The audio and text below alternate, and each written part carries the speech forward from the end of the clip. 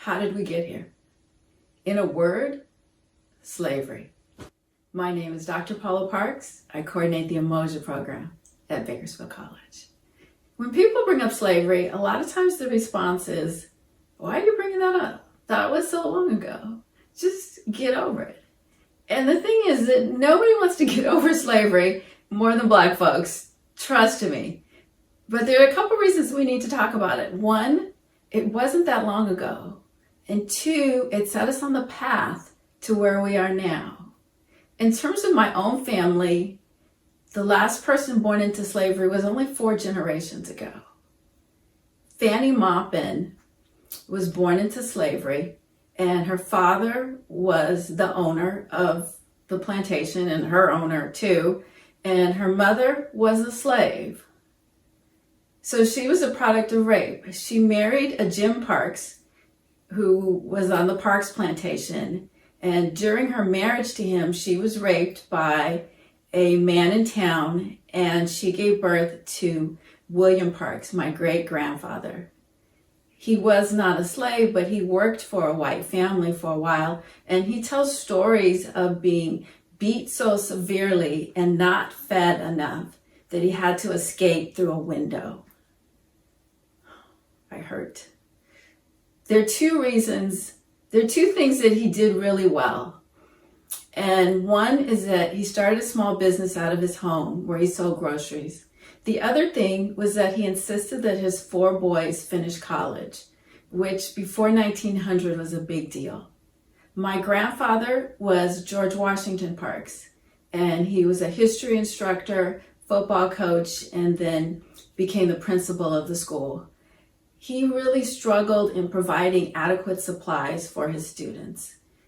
The facility was old, the books were discarded books from white schools, the uniforms, everything was old, and he struggled to live in that world. My father, George Brooks Parks, tells stories of while he attended North Carolina College for Negroes, of being hassled while he was downtown. He played for the basketball team, and he would hang around with those guys, and they would call them boy, they would call him the N-word, they would tell him they didn't belong downtown, they weren't welcome.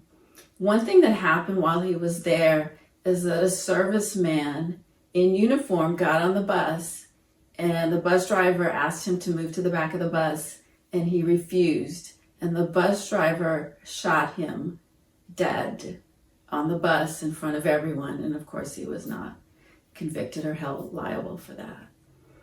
When my dad moved to California, he faced housing and job discrimination. I've also experienced housing and job discrimination.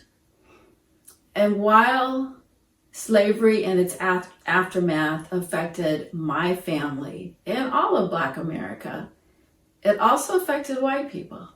So if we go back to Fanny Maupin and her father who owned her, Howard Maupin, so his wife knew that he would leave the house and go to the slave quarters and rape slaves.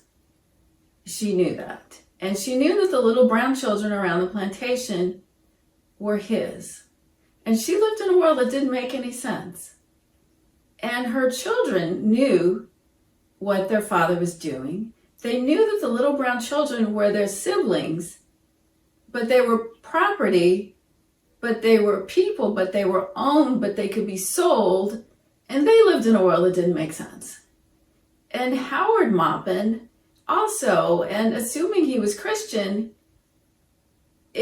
how could it make sense to him that as a Christian he could beat other people, he could sell them, he could buy them, he could rape them, he could own his own children?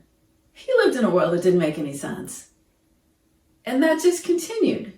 Whether it was slave patrols who could beat and kill legally, convict leasing, whether it was the Jim Crow laws, the separate. My father could only swim in the public pool the day before they drained it. My mom could only go to the colored beach, which had more rocks, versus the white beach which had nicer sand. Mass incarceration, lynching, whether it's publicized with an open casket like Emmett Till, police brutality, whether it's caught on film like Rodney King, whether it's caught on film like George Floyd. We live in a world that doesn't make any sense. It really doesn't. And slavery is what put us on that path. And that's why we still need to talk about it, even though it's uncomfortable.